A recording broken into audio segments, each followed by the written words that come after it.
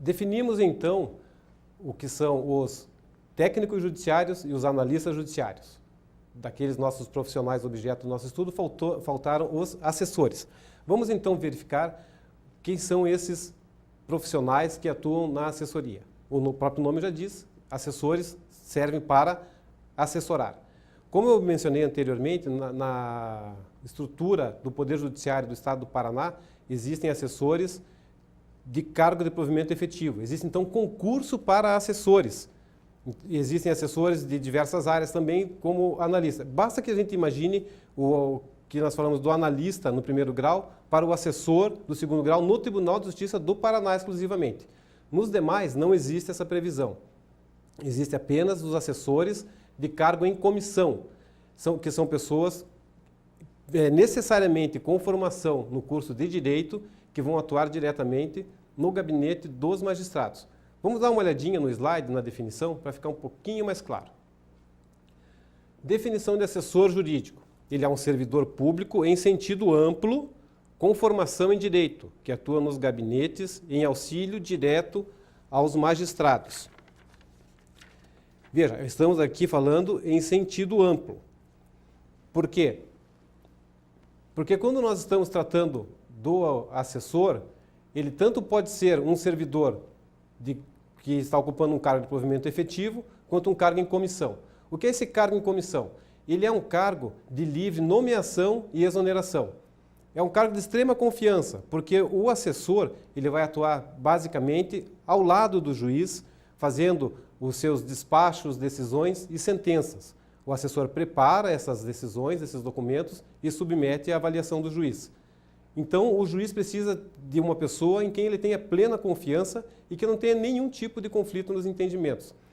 Aqui a gente tem uma situação que é um pouquinho diferente dos demais servidores, que é a independência funcional.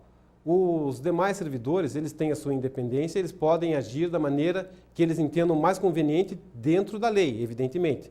E eles podem, por vezes, criar algum tipo de pequenos conflitos que precisam ser resolvidos. Já os assessores, como eles são de livre nomeação e exoneração, e na prática eles não aparecem nos processos, o assessor ele tem um papel fundamental dentro do desenvolvimento do serviço judiciário, mas ninguém vai ver um assessor assinando um documento e esse documento sendo levado ao processo com a assinatura do assessor. O que ele faz é, prepara o documento, submete à apreciação do juiz e o juiz assina e assim a opinião que vai ser posta no processo que vai ser levado a público é a opinião do juiz. Então a independência dele fica limitada ao entendimento do juiz. Na minha apresentação eu disse que eu fui juiz leigo em uma comarca aqui próxima de Curitiba.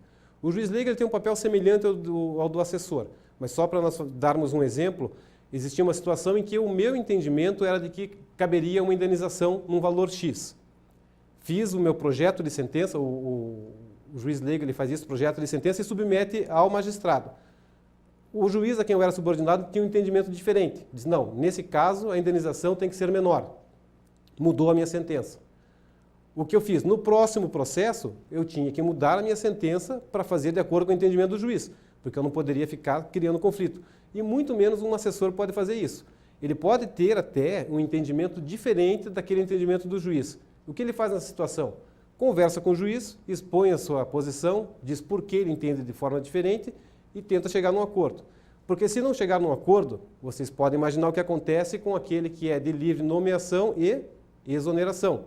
Criou conflito uma vez, criou conflito duas vezes, na terceira dificilmente algum juiz vai ficar admitindo que tenha que ficar discutindo com o seu assessor uma questão que ele tem para ele como resolvida.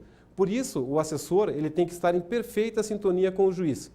A função dele é expressar aquilo que o juiz entende. Por isso ele vai fazer as pesquisas de jurisprudência, acompanhar a evolução da legislação, saber quais são os posicionamentos dos tribunais e agir sempre de acordo com o entendimento do juiz. Ele vai ter que estar sempre atualizado em todas essas questões, mas de acordo com aquilo que o magistrado a quem ele está subordinado determinar. Se o juiz entende que um caso é de absolvição, ele não pode fazer a decisão condenando. porque isso vai ser mudado e acaba sendo contraproducente para o Poder Judiciário e ninguém vai ficar admitindo um conflito interno, que isso acaba fazendo com que a prestação do serviço jurisdicional seja prejudicada. É sempre bom nós lembrarmos que lá no início nós falamos em república, que ela serve para prestação de serviços e que tudo isso que nós vimos de analistas, de técnicos e agora dos assessores faz parte de uma prestação de serviço jurisdicional. Por isso, esses servidores estão aqui e por isso o nosso estudo é nesse sentido. Então, os assessores também fazem parte desse serviço, é o que nós vimos agora. Outros detalhes da carreira nós vamos ver no próximo bloco. Até já!